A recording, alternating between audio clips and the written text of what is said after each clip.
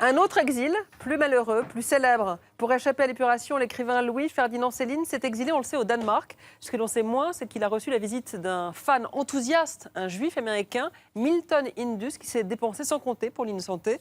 L'universitaire relatera d'ailleurs par la suite cette rencontre improbable dans un livre à charge, livre qui a justement inspiré Emmanuel Bourdieu pour Louis-Ferdinand Céline. Pour parler de ce film, je vous demande d'accueillir très chaleureusement notre invité, l'avocat et écrivain François Gibault.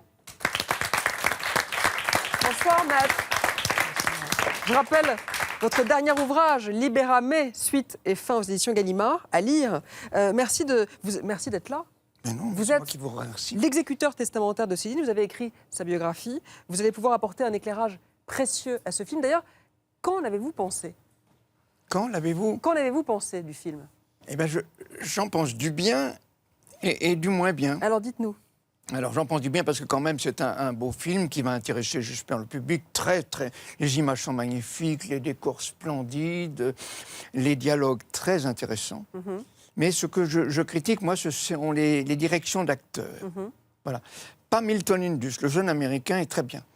Il est parfait, il est un bon bourgeois, il est marié, il attend un enfant d'ailleurs, c'est un professeur d'université, il ne connaît pas grand-chose, il n'a pas vécu les grandes épreuves qu'a traversé Céline, il arrive d'Amérique comme ça, il ne connaît pas l'Europe et donc lui est vraiment très bien. Et Denis Lavant dans le rôle de Céline? Denis Lavant est un remarquable acteur, moi je l'ai vu jouer dans une pièce d'Émile Bramy, c'est un très bon acteur. Mais à mon avis...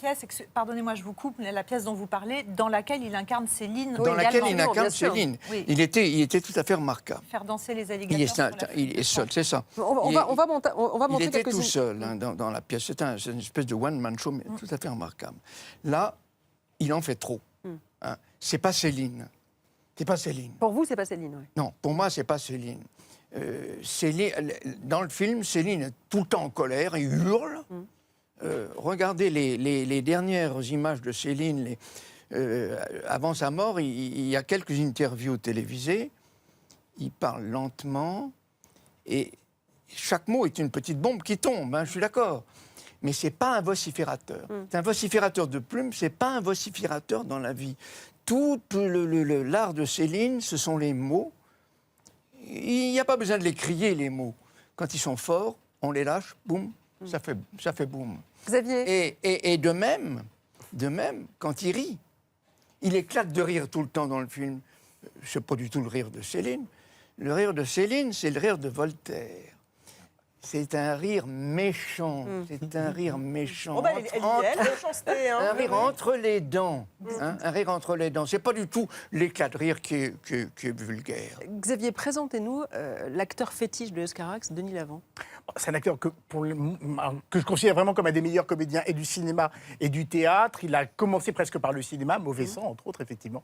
Et la danse. Où il était bouleversant. Et puis il a fait de la danse, il a fait du cirque, il a fait beaucoup de théâtre. Et puis enfin, le cinéma revient, il savait très bien quoi faire, ce cinéma français, de cette gueule si étrange, si particulière et en même temps si intense de Denis Lavant. Et Emmanuel Bourdieu a la bonne idée de lui confier le rôle de Céline. C'est pas du mimétisme en termes de dramaturgie. Je trouve en revanche que ça fonctionne. Je n'ai pas la prétention de savoir comment riait Céline. Je vous laisse évidemment au juge. Mais moi, ce qui m'intéresse, c'est cette triangulaire. Et quand on cite les films précédents d'Emmanuel Bourdieu, il n'y a même pas besoin de les résumer pour vous dire à quel point il fallait qu'il croise la route de Céline à un moment ou à un autre. C'est Les Amitiés maléfiques, Intrusion et Drummond, histoire d'un antisémite français. C'est exactement ça. C'est l'histoire d'une amitié maléfique, c'est l'histoire d'une intrusion et c'est effectivement l'histoire d'une certaine forme d'antisémitisme, des images. C'est un film de triangulaire. Il y a Céline, sa femme, interprétée par la géniale Géraldine Pellas, et puis effectivement ce jeune universitaire américain. Et regardez comment Emmanuel Bourdieu joue tout le temps de la triangulaire.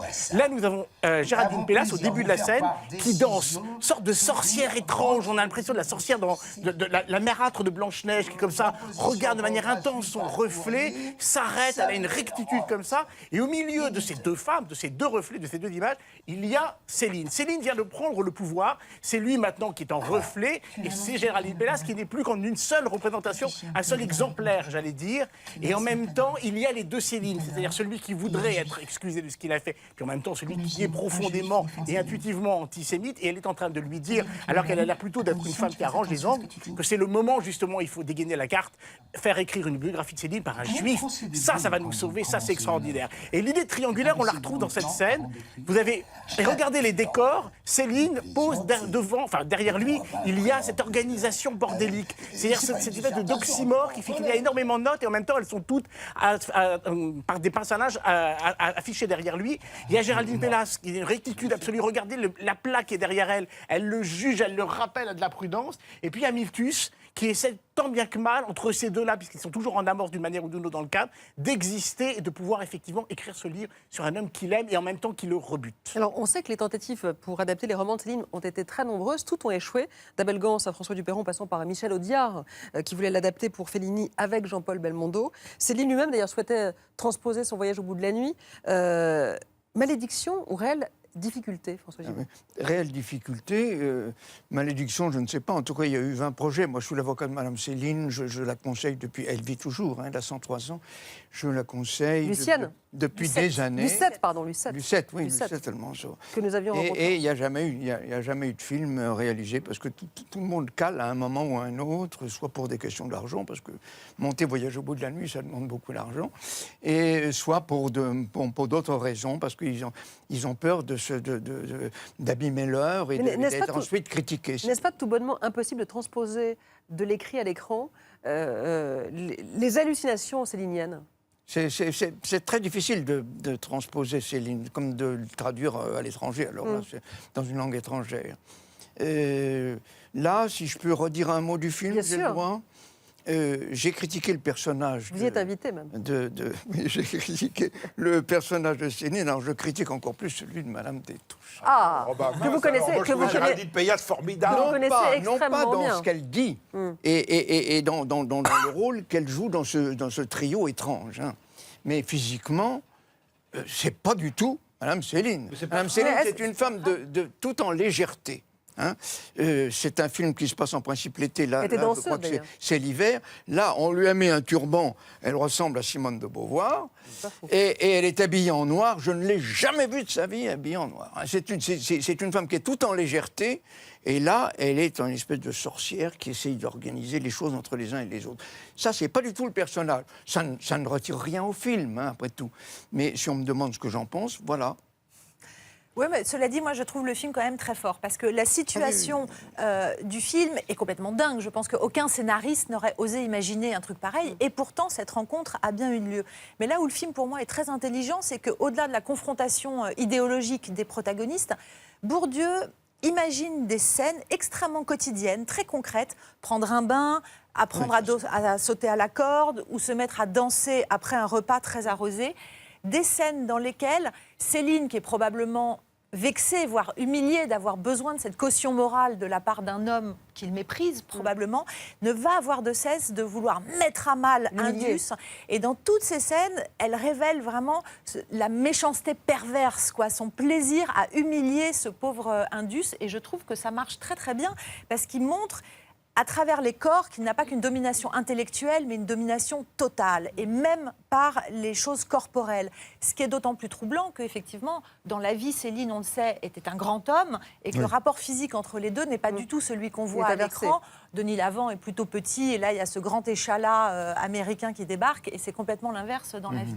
Moi, je trouve que ça marche très très bien, et Géraldine Pellas, même si elle ne ressemble pas à Madame Lucette, en personnage là de fiction dans ce film, je la trouve remarquable en femme amoureuse et résignée non pas de leurs conditions d'exil, mais résignée sur la nature profonde de son mari. Mais aussi son mari. Mais oui, mais elle le surveille. Ça, la sorcière, moi je trouve ça pas mal vu, la sorcière de Blanche-Neige. C'est une femme très mystérieuse. D'autant qu'ils vivent dans une maison au fond des bois comme ça, où tout peut arriver. Et effectivement, ce qui m'intéresse le plus chez Céline, c'est sa femme. D'une manière générale.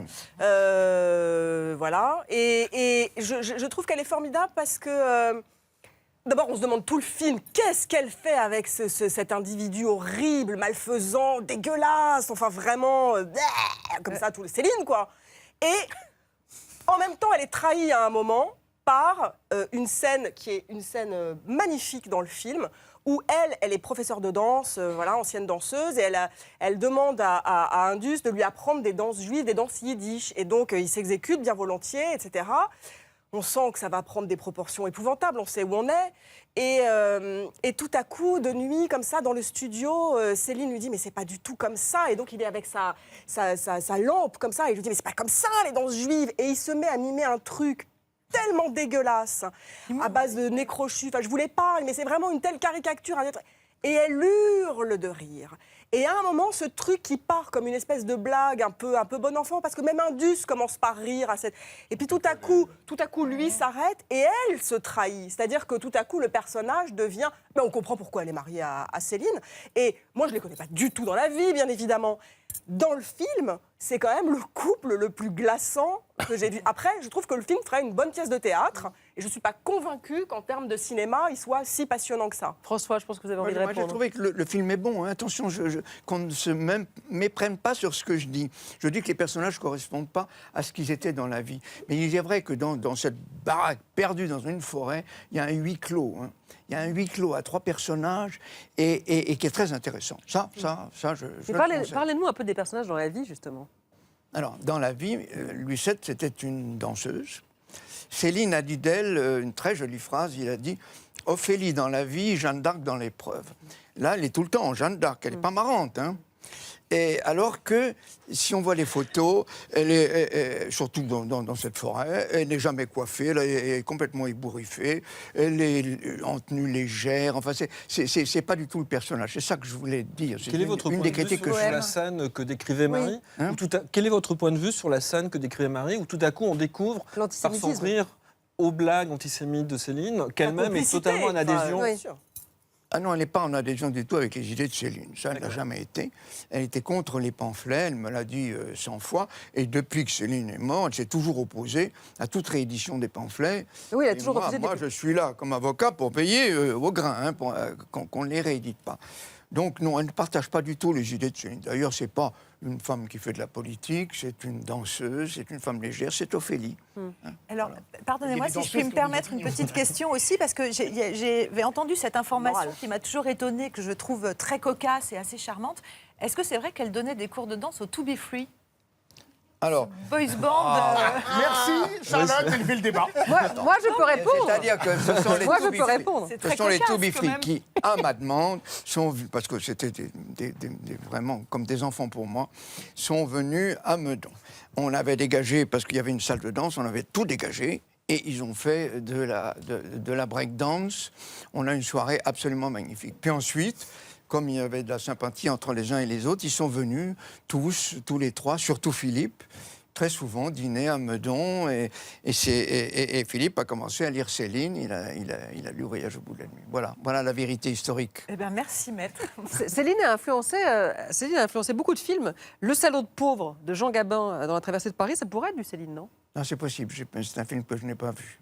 C'est pour ça qu'Audiard s'est intéressé à Céline et ça aurait été possible. Moi, je rebondis sur ce que vous dites. Quand vous dites que Milton Indus est très conforme à la réalité dans le film, c'est justement moi le personnage qui m'intéresse pas dans le film. Parce que, je veux dire... Il est très falot.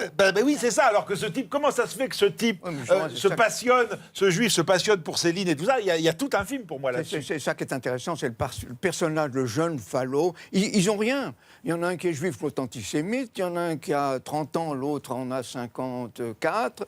Il y en a un qui n'a pas vécu, l'autre, il a connu toute une quantité d'épreuves dans sa vie. Donc, c'est une confrontation entre un non-personnage et un vrai personnage. Oui, mais dans la vie, ils étaient quand même un personnage. Comment ce personnage, après, s'étonne en disant « ce voyage est un échec », etc. Merci François Gibault.